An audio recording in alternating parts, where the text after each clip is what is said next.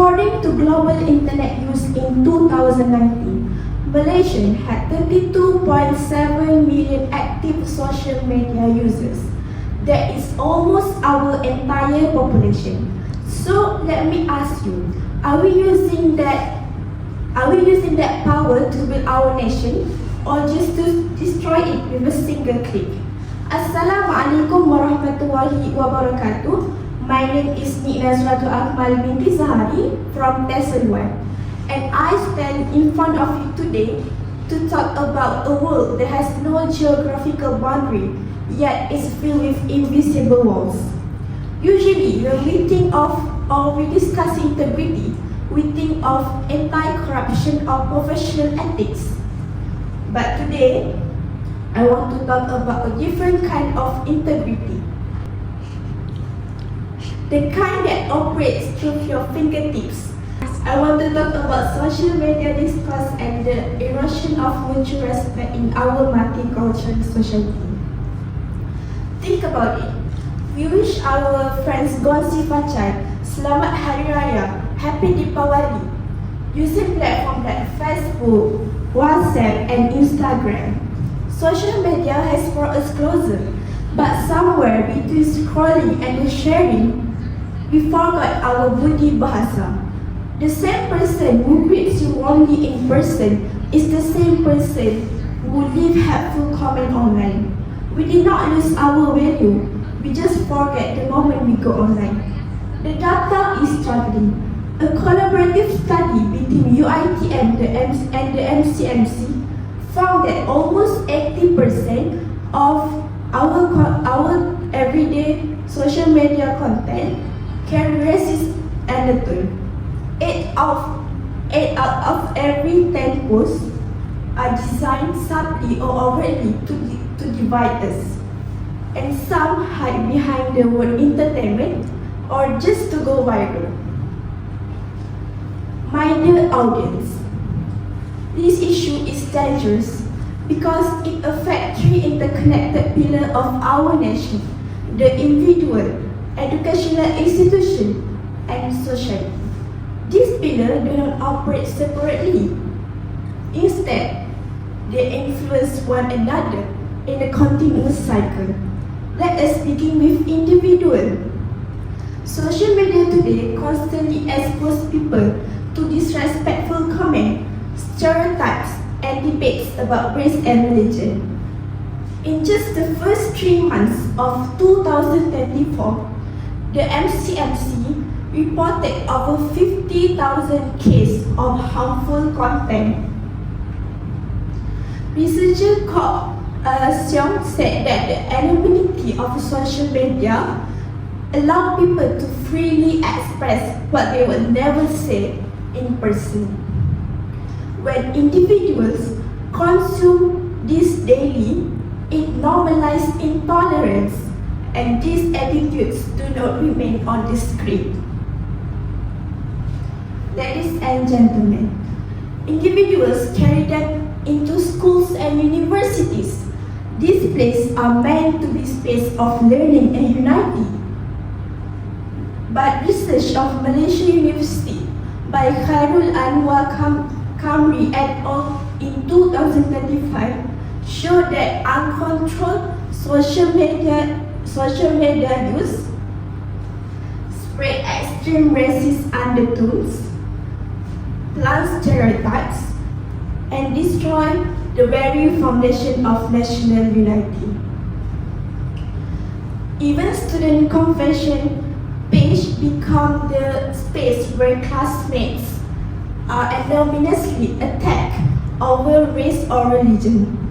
Our campus are becoming mirror of the division we see online, because if our students, and that should be frightening us, because if our students cannot sit across from someone of a different race or religion today, how are they going to build this country together tomorrow? This damage does not stop at the campus gate.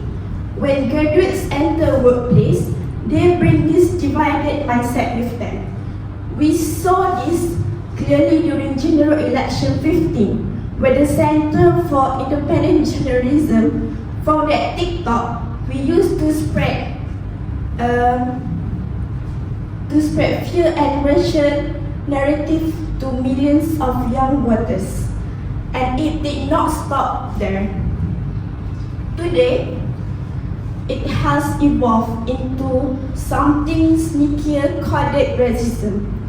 AKMAL reports that labels like Type C and Type N are deliberately used to bypass filters and keep us divided. It works because it targets our emotions. What begins on a screen does not stay on a screen. It spills into our office, our streets, and slowly our identity of nation. Ladies and gentlemen, integrity, respect, and ethical communication are the foundation of healthy social media discourse.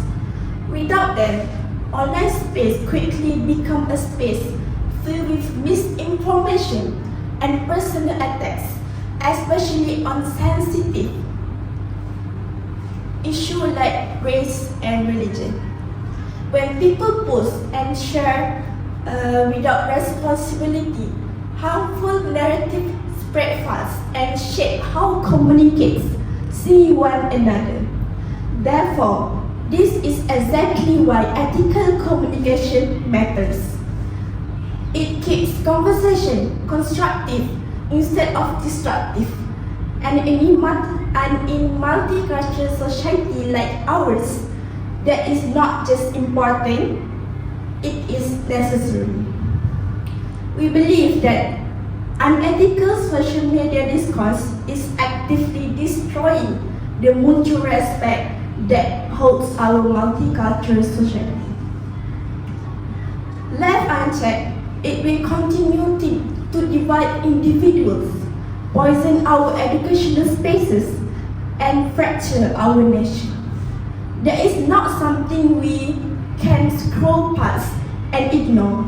Looking at the Alma socks controversy in 2024, it started with a few photos on social media. Because of irresponsible posts and angry comments, it quickly spiraled into a national crisis. Calls for boycotts and even firebombing attacks at physical stores location. This is exactly what happens when we allow harmful discourse to spread unchecked online. And if we do nothing, it will happen again. So what we can do?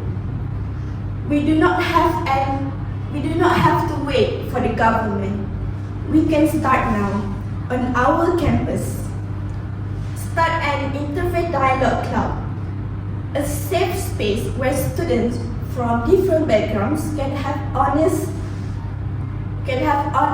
conversation about race and religion without fear.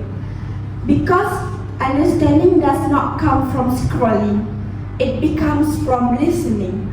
On social media, create counter-narrative page that celebrate real stories of Malaysians from different races and religions standing together. Flout the algorithm with unity instead of division, and most importantly, hold each other accountable.